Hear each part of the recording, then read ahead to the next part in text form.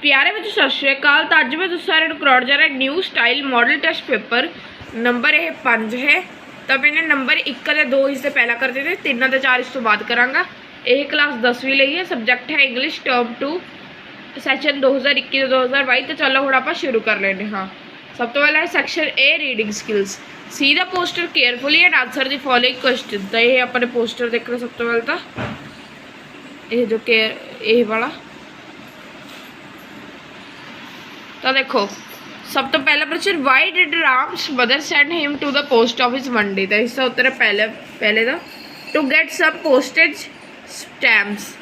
दूजा, how did Ram go to post office. तो इसका उत्तर है he went there on his bicycle. तीजा, what did he see when he reach the post office. तो इसका उत्तर है he saw there a long queue of people. चौथा, when Ram had bought the postage stamps. तो इसका आएगा he came to the place where he had placed cycle, he found his cycle missing. पांचवा प्रश्न, how did mother react when she learned about the loss of the cycle. तो इसका she removed him for his carelessness. अगे section B, यह English text book Chauhan. तो section B दे दूजा जो तीजा प्रश्न है वह मैं तुहानू उस उत्तर कराना। पहला प्रश्न, व्हाट आर प्लैनेट्स। तो इस the heavenly bodies that move around the sun are called planets. दूजा प्रश्न, हु वाज पैथिक। तो इस the Pathik was a young boy of 14। He lived in a village with his mother and his younger brother Makhan. He was the ring leader of the boys of his village. तीजा प्रश्न, how did Ashtavakra react. तो इस उत्तर he became angry and called the people Skinner's. चौथा प्रश्न, who disturb the author on the train. तो इस a passenger disturbed him in the train. पंजवा प्रश्न, why did Pathik's mother want to send him away to her brother's house. तो इस because she wanted to get rid of his lazy disobedient and wild son. She also is feared that he would someday drown his brother in the river or hurt him seriously। तीजा प्रश्न, answer the question in 25 to 30 words. तो पहला है, on what condition did the chief agree to sell land to Pakhom. तो इसका उत्तर है for 1000 roubles Pakhom could have as much land as he could walk around in a day, but there was one condition, he had to come back to the starting point before sunset। दूसरा प्रश्न, why did the water change colors। how did it change colors। So the water changed colors because the intensity of sunlight decreased gradually underwater। the water changed him from thick green to brown lemonade and then to blackish brown। अगे है तीसरा प्रश्न, what was Holmes' condition when Watson saw him। ऐसा था Holmes' eye had the brightness of fever, there was red flush on his cheeks, his thin hands were twitching all the time। आगे है चौथा प्रश्न, did Smith go near Holmes to examine him। how do you know। तो ऐसा था no, Smith did not go near Holmes to examine him, he well knew what had happened and only wanted Holmes to die। तो देखो चौथा प्रश्न है जो अगला इस तो उसके अपन एक अटैम्प्ट करना, पर मैं दोनों ही कराँगा। तो एक तो मैं इतने कर रहा, एक मैं उस नोटबुक के उत्ते कराँगा। तो देखो what is the meaning of the line where knowledge is free. तो इस the poet wants that knowledge should be free in his country, it should be free for one and all, it should not be sold in schools and colleges, everyone should have the right to free education. So fourth question को ऊपर वाला तो हमने कर दिया, अब हम नीचे वाला करते हैं। Read the following stanza and answer and 2 questions. He knew his winds, their traffic lanes. He knew that deer would smell him out if there were downwind, so he would belly crawl and crouch। तो पहला है, who do these lines refer to। तो इसका उत्तर these lines refer to Razia's male companion यानी Sheru.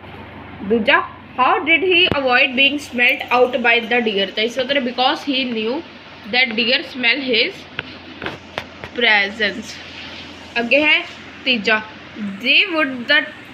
why would the tiger crawl and crouch। तो इस the tiger crawl and crouch himself and hiding himself behind bush and then attack his prey। ਅੱਗੇ ਹੈ section ਸੀ vocabulary. ਤਾਂ ਪੰਜਵਾਂ ਪ੍ਰਸ਼ਨ ਦਾ ਪਹਿਲਾ, fill in the blank choosing the correct word. Site ਜਾਂ ਸਾਈਟ ਦੇਖੋ, this dash is a good, this dash is good for factory. ਤੇ ਇਸ ਦੇ ਸਾਈਟ ਹੈ ਜੋ ਕਿ SITE ਵਾਲਾ ਹੈ।